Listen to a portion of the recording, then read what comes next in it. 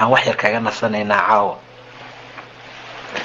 inaan bal isku guubaabino 10 maalmood ee aanu ku jirno maxaanu qabanaa seesa uga faa'iidaysanaa 10 dilxij ilaahay subxaanahu wa tacaala naxariista addoommadiisa uu u fidiyo wax sahlan ma aha ma fududa waa naxariis aad iyo aad u weyn raxmad ayuu dadka u yahay sidaa darteed baa allah subxaanahu wa tacaala marba marka ka dambaysa wuxuu ummadda u soo bandhigaa soona marsiiyaa mawsim qiimo badan mawsim cajaa'ib leh mawsim ay ku helaan makfiro iyo dembi dhaaf sidaa darteed ayaa 10 maalmood ee bisha aanu ku jirno waxay ka mid tahay mawaasimta khayrka ah oo ay ummaddu kaga faa'iidaystaan si ay u helaan dembi dhaafka ilaahay subxaanahu wa tacaala rasuulku wuxuu yidhi sala allahu calayhi wasalam ma jira ayaamo ka khayr badan camal saalixa la qabto looguna jeceyl badan yahay alla xaggiisa 10 maalmood waa 10 dilxij ma jira camal ilaahay uu kaga jeceyl badan yahay 10 maalmood camalka saalixa ee la qabto saxaabadu way yaabeen jihaadka waxay u arki jireen camalka ugu sarreeya ee la qabto markaasay dhaheen walal jihaadu yaa rasuul allah xataa jihaad kama fadli badna miya xataa kama fadli badna buu yidhi rasuulka sal allahu alayh wasalam ilaa rajul ama qof baxay naftiisa iyo maalkiisa khatar geliyey waxna aan la soo noqonin ma ahan wax uu la soo laabtay ha yaraatee ma jirto ninkaasi waa laga yaabaa inuu la fadli dhammaado ama uu ka fadli bato ama inta ka soo hartay oo dhan 10 maalmood camalka saalix ee la qabto yaa ilaahay agtiisa loogu jecel yahay subxaanahu wa tacaala hadday soon ahaan lahayd hadday sadaqo ahaan lahayd hadduu ahaan lahaa alamru bilmacruuf wanahyi can ilmunkar hadduu ahaan lahaa qiyaamuleyl la sameeyo 10 maalmood camal kasta oo la qabto wax camal oo saalixo ilaahay xaggiisa loogu jecel yahay oo ayaga aan ahayn ma jirto maxaana laga rabaa marka waxaana laga rabaa 10 maalmood inaan ka faa'iidaysano soom baan uga faa'iidaysanaynaa akhrin qur'aan baan uga faa'iidaysanaynaa dikri allaan uga faa'iidaysanaynaa khayrka iyo wanaagga inaan samaynaan uga faa'iidaysanaynaa waayo waa mawsim cajiib leh shalay baan ramadaanka ka soo baxnay walaalayaal dadku way afxirteen taraawiix bay u dareereen dadkay afuriyeen wanaag fara badan bay sameeyeen ilaa ay sameeyeen 10 dambe tahajjud ay u istaagaan ilaahay subxaanahu wa tacaala qaarasay u taagnaayeen lagahooda bararay qaarasay u taagnaayeen fadhiistaagi waayey oo fadhiisto fadhi ka tukanayay qaaraa kuraas loo dhigay intay taagnaan waayeen lee waxay raadinayeen ilaahay inuu u dembi dhaafo subxaanahu wa tacaala oraahdooda waxay ahayd allaahuma inaka cafuwun tuxibu alcafwa facfu canii allaha cafinta jecelow iska kay cafi way ku celcelinayeen say makfirada iyo dembi dhaafka alla u helaan 27 bay soo mareen oo loogu rajo badnaa in laylatulqadriga la helo hadduusan ka hormarin ama uusan kadib dhicin masaajidada la buux dhaafiyey intaa ilaahay bay gacmaha u horsanayeen mawsim waaye khayr laga helo makfiro laga helo dembi dhaaf laga helo intaa waxay mu'miniinta raadinayaan maaha xoolo adduun oo laba jibaaran inay helaan in yar oo ku filan ay cibaadada u kaalmaystaan hadday helaan inta kale diinta ilaahay ayay u qadiman jireen wanaag bay ku samayn jireen masaajidka allah inay galaan bay ku samayn jireen salafkii hore iyo dadkii hore waxaa laga wariyay hadduu suuqa aado maalintaa wuxuu cuni lahaana uu ka soo helo masaajidkuu soo aadi jiray allahu akbar waa raadinaa waa helnaa alxamdulilah ma dhahno waa raadinaa salaadaa nooga tagta, waa raadinaa markaan helnaan sii macaansanaa, rakcada koowaad baa nagu dhaafta. nin dadkii hore ka mid ahaa muxuu yiri 40 sano weligiisa ma ark salaada aan ku jiro, macnaa safka hore aan ku tukan jiray oo aan imaamka ahayn. kalaama 40 sano haddaan safka hore ku tukana, casr gadaal baan ku tukanaa, maqrib haddaan safka hore ku tukana, cisho waana dhaafaa. inta adduunaan raadinaa, adduunaan ku jaangoynaa, mana hayno. Allaahuma innaka cafuwun tuxibu lcafwa bay ahayd, waa laga soo baxay. isla markii hal maalin baa la ciiday, kadibna xirtay. man saama ramadaan, qofka inta ramadaan sooma 6 shawaal ka mid ah ka dabageeya, waxaa ajir ahaan loo qoraa sidii qof dahri ama sanadkii oo dhan soomay. waa mawsim kala walaalaya. qacd ayaan nasanay, waa kana dulxaj, waatana oo dulxaj aan galnay oo la leeyahay camal la qabto ilaahay agtiisa loogu jecel yahay ma jiro. ma keliya maaha, camal kasta oo saalixa ayaad qaban kartaa. qofkii soomaa fadli iyo wanaag buu leeyahay. dumarka macduurka noqday soonku u suurageli waayey, aaway tasbiixdii, aaway subxaan allaahidii, aaway allahu akbartii, aaway dikrigii ilaah subxaana wa tacaala. aladiina yadkuruuna allaha qiyaaman waqucuudan wacalaa junuubihim, sida ilaahay tilmaamay subxaana wa tacaala. aaway caada igu dhacday ku leedahay, markaasay cidyaa waxay marsanaysaa rinji. maxaa u yeeshay? salaad layguma laha. haddaan salaad lagugu lahayn shaytaanka maa soo dhowsaa.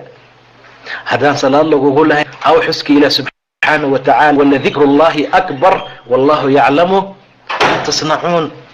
dikriga ilaahayaa wax kasta ka weyn buu dhaha ilah subxaana wa tacaala. inaad ilaahay xusto, ood ilaahay weynayso, ood ilaahay subxaana wa tacaala mar walba aad magaciisa iyo dikrigiisa aad sheegto, si ilaahay asagana uu cirka kaaga xuso subxaana wa tacaala. fadkuruunii adkurkum, isheega waa idin sheegayaaye, ixusa waa idin xusaa. ninkii naftiisa igu xusaa, nafteedaan ku xusaa buu dhahay alle. kii mala dhexdooda igu xusana, mala ka khayr badan baan ku dhex xusaa. qofkii ii yimaada asagoo tartiib u socda, orod baan ku qaabilaa. hal taaga qofkii ii soo dhawaada, dhudhun baan ku qaabilaa. dhudhun qofkii ii soo dhawaadana, bac baan u dhawaadaa buu dhahay ilaahay subxaanahu wa tacaala. 10 ayaamood, 10 maalmood waa 10 si qaas ah farta loogu goday. waa 10 mudan qofka inuu uga faa'iidaysto. waa 10 mudan qofka inuu ilaahay camal saalixa u qadimto, u hordhigto. waa 10 mudan in ilaahay subxaanahu wa tacaala agtiisa kari wanaag qofka uu ku sameeyo walaalayaal, khaasatan maalinta sagaalaadka ah. 9ka imtixaanaa carafo ee aan soomo, waxaan ugu ajir xisaabsadaa buu dhahay nebiga, sanad tagtay intuu soo socoto. maalinta sagaalaadka ah soonka la soomo, 2 sano dembigooda qofka loogu dhaafaa, sanad tagtay iyo mid soo socota, sidii rasuulku tilmaamay sala allahu calayhi wasalam. aw dadkii dembi dhaafka rabay, aw dadkii raadinaya inuu ilaahay cafiye subxaanahu wa tacaala. war aawa dadkeenii dunuubta iyo dembigii macaasida naga batay, webi baa naloo dhiga naga dhaqa. waa 9ka carafo, sanad tagtaa lagaa dhaqayaa itu soo socota, suu rasuulku tilmaamay sala allahu calayhi wasalam. haddaba maalintaa sagaalaadka ah, maalin dadka xujayda ah ee ay taagan yihiin banaanka carafo, ilaahay baa usoo dhowaanaya subxaanahu wa tacaala. wuu isku soo qurxinayaa maalintaa ilaahay sagaalaadka addoommadiisa. banaanka iyo saciidka carafay taagan yihiin, malaa'igtiisu ugu faantamaya. bani aadam waaye, wuxuu ugu faantamayaa malaa'igtii aan dembiga samaynaynin, sida ilaahay noo sharfay subxaana wa tacaala. war ma ujeedin addoommadayda shuchaa way basaasan yihiin, oo timahooda nadaafad ma leh, saliid ma leh, shanlana ma laha. qubaraa way booran yihiin, dhar cadcad ah ayay wataan. ya'tiina min kulli fajin camiiq, waxay iiga yimideen makaan kasta oo fog buu yidhi ilaah subxaanahu watacaala. meel kastoo dheer ayay iiga yimaadeen. daday diyaaraddu soo waday ay marnaba istaageen 20 saac wax u dhow say maka u gaaraan walaalayaal. ina awala baytin wadica linnaas lalladii bibakkata mubaarakan wahudan lilcaalamiin fiihi aayaatun bayinaatun maqaamu ibraahiim waman dakhalahu kaana aaminan walilaahi cala annaasi xiju lbeyti man istataaca ilayhi sabiila. gurikii ugu horeeyey ee la taagay ee la dhigay oo la dhisay lalladii bibakka waa midka bakka ku yaala. bakka makaa loola jeedaa. ina awala baytin guri cibaada loo taagay lalladii bibakka mubaarakan wahudan lilcaalamiin fiihi aayaatun bayinaat maqaamu ibraahiim. ma tagtay weli? aayaad bayinaad baa ku sugan. maqaamkii ibraahim baa ku sugan. joogsigii ibraahim baa ku sugan. waid yarfacu ibraahimu alqawaacida min albeyti waismaaciil rabbana taqabal mina inaka anta samiicun caliim. camal fiican bay qabteen. waxay ka cabsanayaan inuu ilaahay ka aqbali waayo subxaanahu watacaala. camalkoo la sameeyo waxaa ka ihtimaamsan ilaahay oo ka aqbala subxaanahu watacaala. ibraahim iyo wiilkiisii ismaaciil xaramkay kor u qaadeen. beydkiibay rafaceen. waid yarfacu ibraahimu alqawaacida min albeyti waismaaciil maxay dhaheen rabbana taqabal mina. ilaahu naga aqbal. ilaahu naga aqbal. hal salaad haddaan ogaan lahaa buu yiri ama hal rakaco ilaahay inuu iga aqbalay farxad meelaan isdhigama heli lahayn. 40 sano 60 sano 70 sano 80 sano aad dukataa laga yaabaa in wejiga lagaaga soo tuuro.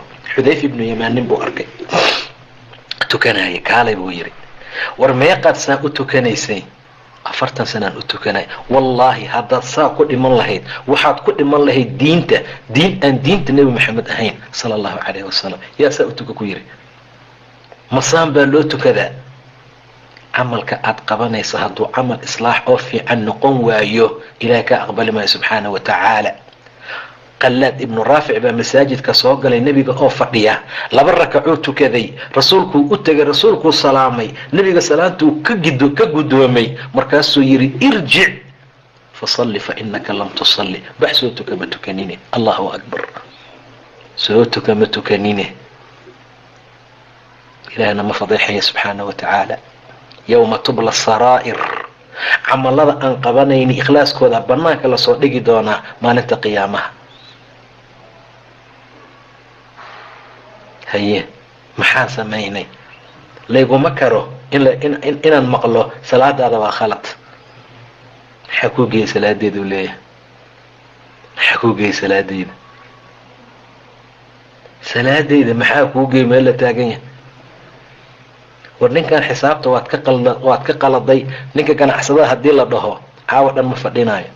hadduu lacag qalada u celiyo oo ziyaado ah ninka xaggiisa ay marto waa kurboona waa qandhana. 3 mar buurdada ka soo booda caawa dhan waa riyoona. salaadeeda khalad ah. meeshaad qofka u ducayn lahayd oo dhihi lahayd kaalay ii sax way waa raasimaal. waxa ugu horeeyay adoon laga xisaabo maalinta qiyaamaha waa salaada waaye. marka saciidka carafo yay xujaydu taagan yihiin maalinta 9aadka ah. dadkeenaan aan nasiibka u yeelanin inay banaanka carafo istaagaan waxaa ilaahay nagu maamusay noogu naxariistay inaan maalintaas soonno. kadibna 2 sano ajirkooda ilaahayna siiya subxaanahu watacaala iyo dembi dhaafkooda. maalinta 9aad duca la ducaysto waa ducada ugu khayrka iyo fadliga badan. duca la ducaysto waxaa u khayr badan buu yidhi nebiga ducada maalinta carafo. wax la dhaho waxaa u khayr badan wixii ani iyo nebiyaashii hore aan dhahnay oo ah laa ilaaha ila allah waxdahu laa shariika lah lahu lmulku walahu alxamdu wahuwa calaa kulli shayin qadiir. afka lama kala qabto. afka layskuma dhajiya maalinta. afka inuu furnaadaa la rabaa. qashin iyo wasaq, cayi aflagaado, xan iyo barbagaando, been iyo waxaan ahayn in lagu furo ma aha. dikri ilahay in lagu furo waa maalinta sagaalaad ama maalinta tobanaad maxaa u fadli badan camal la qabto?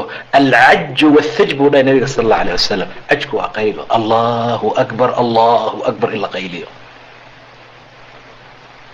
mina inay gariirto yay u dhoweyd baa la yidhi. mina inay ruxato ayay u dhoweyd takbiir darteed. magaalada madiina waxay sigtay inay gariirto takbiir darteed. alcaj waa qaylo. thajkana waxaa loola jeedaa waa xoolaha la qalo, dhiigaa soo baxaya ee faniinaya, kaasaa ila agtiisa khayr iyo wanaag laga gaaraa subxaanahu wa tacaala. idan 10kan maalmood ee aan ku jirno waa 10 fadli gooni ah leh. waa 10 qofka caaqilka uu ka faa'iidaysto.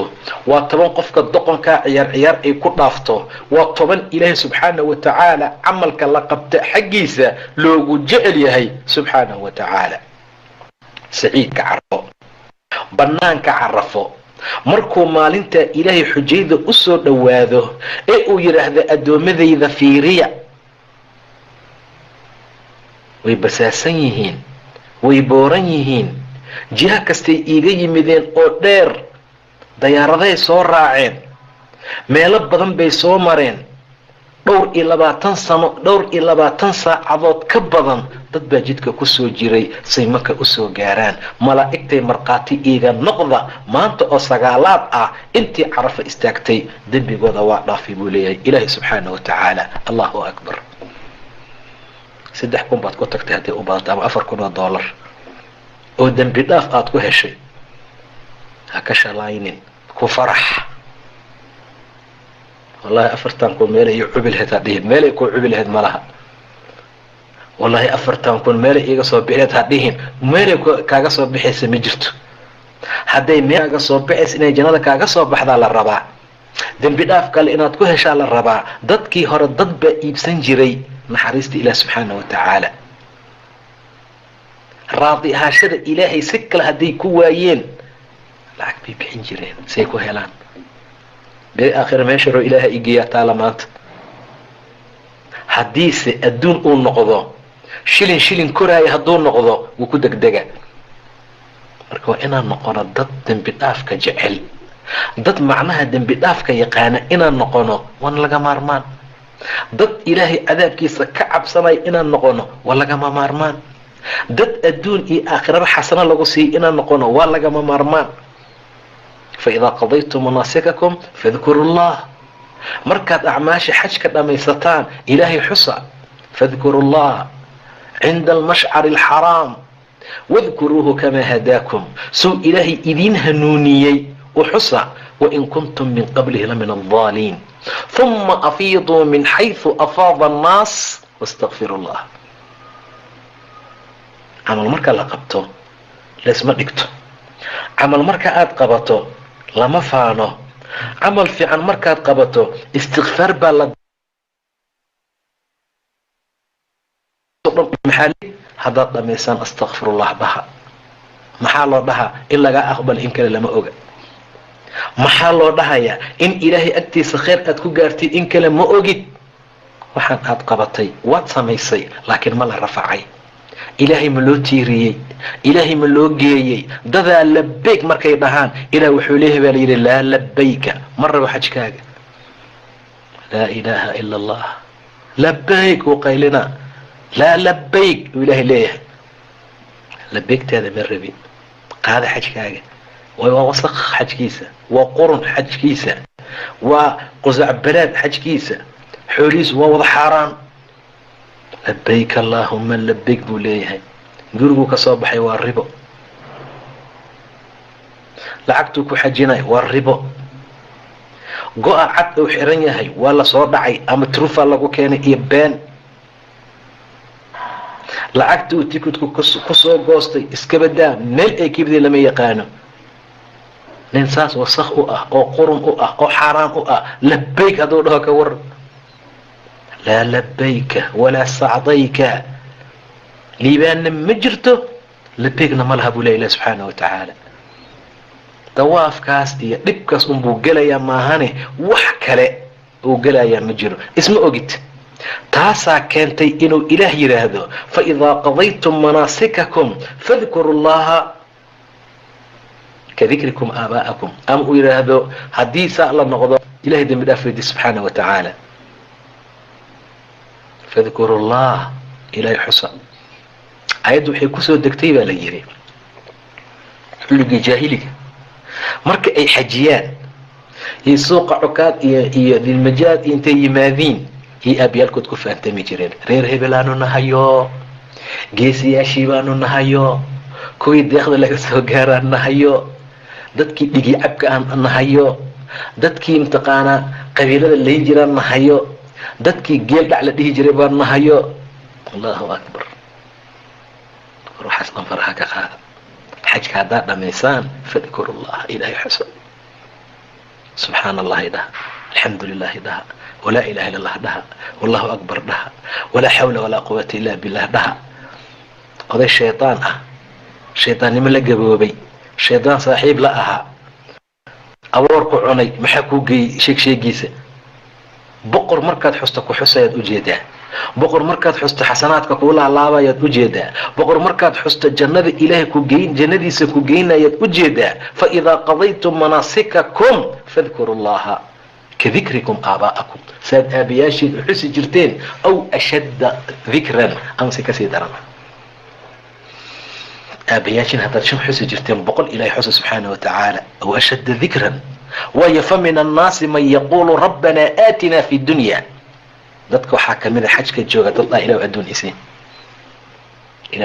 adduun ay kaga dhigtay bas wuxuu maqlay meeshaan baa ducada lagu ajiibaa markaas wuxuu ilaahay u baryaa subxaana wa tacaala baqaarada iyo tukaamada ka soo tegay inay u kala kacaan wax kale ma rabiyo rabbana aatina fi dunya xataa fiiri walaalayaal fi dunya xasana xataa wuu quuri waayey sida qofka kale uu dhihi doono fi dunya isiin muxuu ka wadaa ama xaaraan ha ahaato ama xalaal ha ahaato ilaahay raali ha noqdo yuusan noqon haddii la doono rabbana aatina fi dunya wamaa lahu fi laakhirati min khalaaq wax nasiib uu aakhira ku leeyahay malabuu dha ilah subxaana wa tacaala waminhum man yaqulu rabbana aatina fi dunya xasanatan wafi laakhirati xasanatan waqina cadaab annaar caqliga fiiri waa lisdhaamaa إله أدون إسيب وهكذا لسو استاجي حتى يوصل آخر كدريني ربنا آتنا في الدنيا حسنة هضوئه لها وحبئها عن لهيت أدون الرباوة أما حارانها أهاتو أما حلالها أهاتو أما فعلانها أهاتو أما حمانها أهاتو هل لقوها لاك سمو يا لقوها لاك سمين إله أدون الرباعني أدون الربنا بأنها يآوي محاهينا maalin walba rafaadka waa noo ziyaadaa maalin walba dhibka waa noo ziyaadaa maalin walba khasaarada way noo ziyaadaa waayo wixii nidaamkii iyo jidkii loogu talagalay kuma raadin adduunka kuwan kale maxay dhaheen rabbanaa aatina fi dunya xasana ilaa adduun wanaagsan na sii wa fi laakhirati xasanatan aakhira wanaagsanna na sii waqinaa cadaaba annaari naarta cadaabkeeda ilaahu naga badbaadi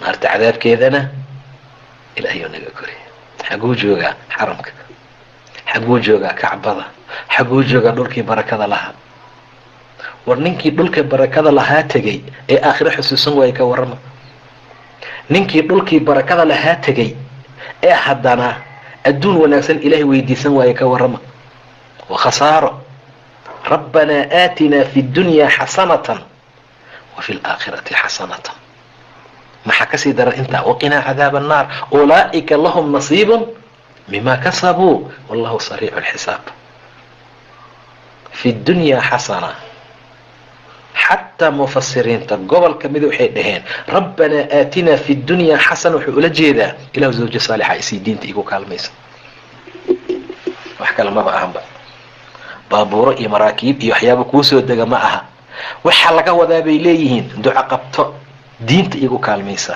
markii hurdo ila tagto walaalo istaagka salaadii ku dhaaftay hadduu hurdo dhahana sacab biyo soo qaatay shab ku siisa way kaalmaysay waxay ugu kaalmaysay diinta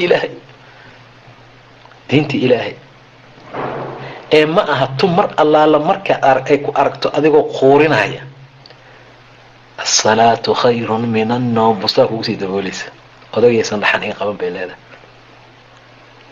ma aha dhaxan qabatay kici wallahi haddii dhaxanta maanta uu ku kici waayo dhaxanta zamhariira u dambayn doonta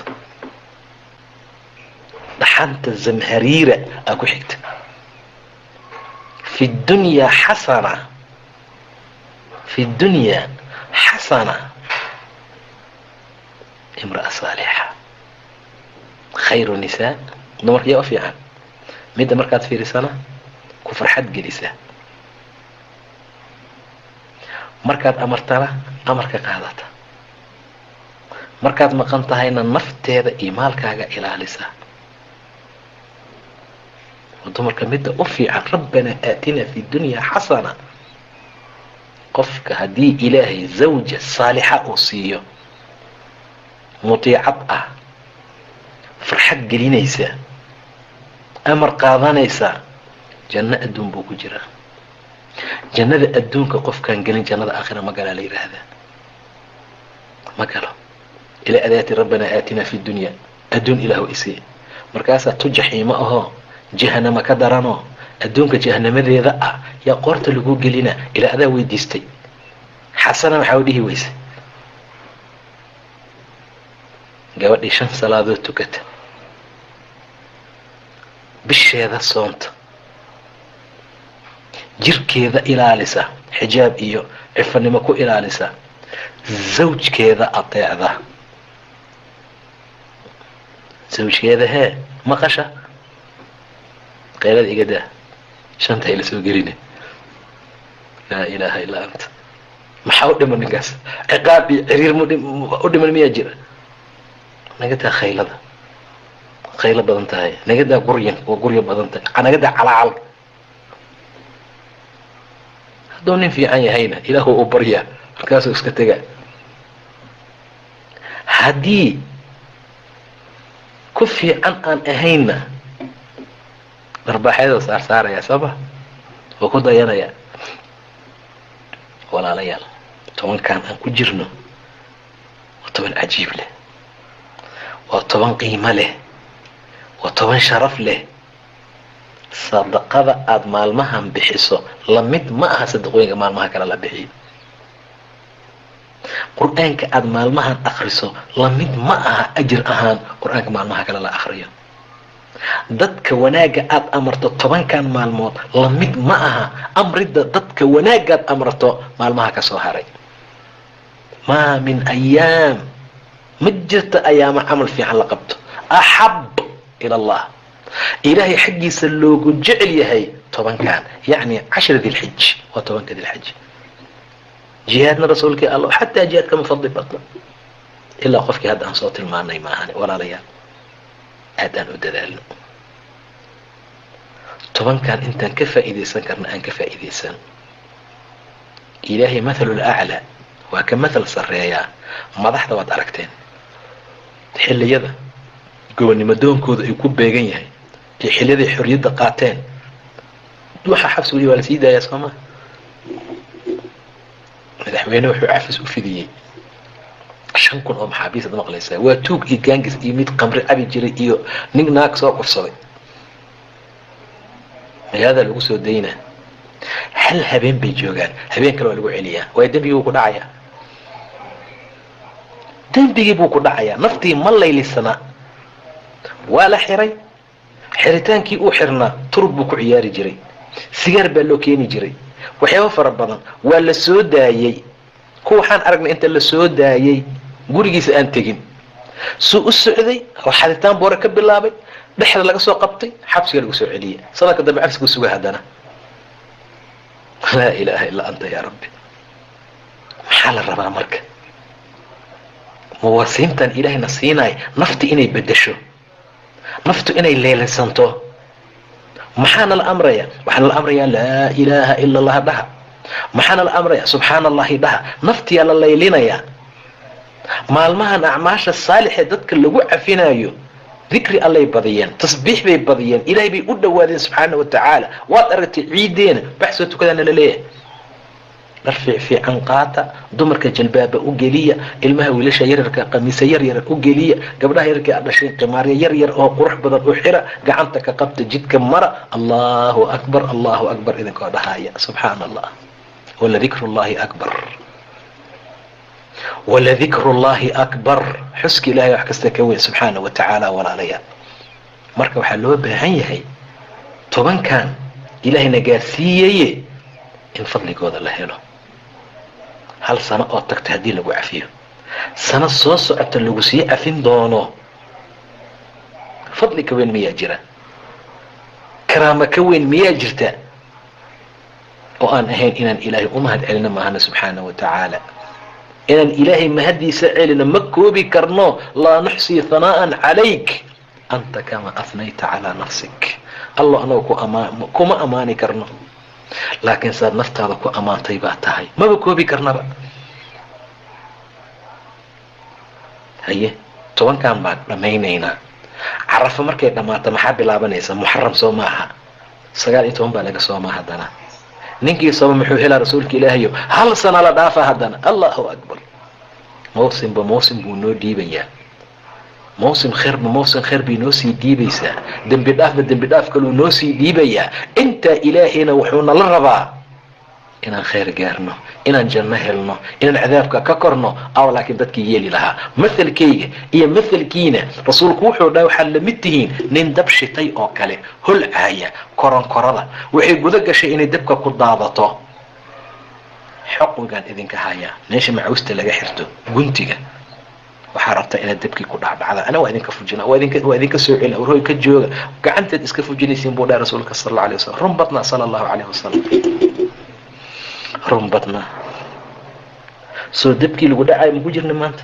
kaale xijaaba ma rabto, raggaan ka dhex bax ma rabto, war wax xalaala raadsan ma rabto, war sigaarkan iska daa ma rabto, dembigaan ka jooji may. soo maaha marka qofkii gacanta nebiga iska fujinayay si uu dabka ugu dhaco? guntigaan idinka hayaa buu dhahay nebiga, dabka idinka soo rujinaa, waa idinka soo celinaa, waa idinka hayaa, gacantaa iska fujinaysi. nadaa, dabkaa gelaynaa. axadka dabka shitay waa allah subxaana wa tacaala. nebi moxamedna waa naloo soo diray, waa ninka dadka celcelinaya. jaraadkii koronkorada waa annaga, macaasidii dembigii baan gelaynaa. gacanta rasuulkaan iska fujinaynaa sala allahu calayhi wasalam. haddaba maalmahaada yaan loo dayma la-aanin. xataa habeenadeeda khayr bay leeyihiin. ilah muxuu dhahay walfajri walayaalin cashr. walayaalin cashri waa 10 dilxij baa loola jeedaa laftigeeda. maalinteeda si qaas inta loo sheegay, iyo habeenkeedana haddana ay kusii jirtaa oo khayrka iyo wanaagga la sameeyay. ilaah uu ku dhaartay walfajri walayaalin cashr washafci walwatr والليل إذا يسر هل في ذلك قسم لذي حجر. waxaasoo dhan soo dhaar uma aha qof caqli leh loogu dhaarta buu yidhi ilah subxaana wa tacaala. hal fii dalika qasamun lidii xijr. kii doqon amay kuma jiro.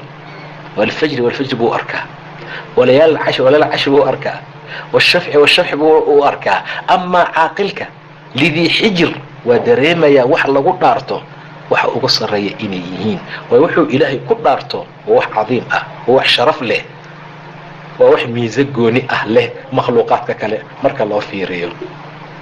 dumarka aad ha u dadaalaano tobankan dambe. saan horay usoo tilmaanay, haddii xayd yimaado, dhiig yimaado, wax kale oo la qabto oo la sameeyaa badan. camalada saalixa ah ee la qabanayana aad iyo aad ha ugu dadaalaano. sababtu waxay tahay ayaga laftigooda waxay ka mid yihiin makhluuq ilaah subxaana wa tacaala khalqay. qofkii xajka aada ee taga ee dembi dhaafkaas soo hela, suu rasuulku tilmaamay, wuu soo noqonayaa say maalintii hooyadiis ay dhashay oo kale. waalxaju lmabruur laysa lahu jazaaun ila aljanna. intaasoo dhan waxay tilmaamayaan qiimaha maalmahan ay leedahay. haddii dhig xeeda yimaado, camal fiican kale ha la sameeyo. gabdhaha qallooyinka lagu leeyahay qadooyinka ha iska gudaano si ilaahay uu u siiyo xasanaad iyo wanaag fara badan, kadibna sunnooyinka ha raacsiiyaano. ilaa xaqa hana waafajiyo, diintii taacadana allah nagu sugo. 10kan maalmood dad ka faa'iidaystana ilaahay ha naga dhiga subxaanahu watacaala. ciidda iyo axwaalaheeda, maalinta sagaalaadka laftigeeda fadliga uu leeyahayna casharada dambaanu ku fiirinaynaa haddii ilaah yidhaahdo, balse meesha inoo joogta caawo. wabilaahi tawfiiq, wallahu subxaanahu watacaala aclam.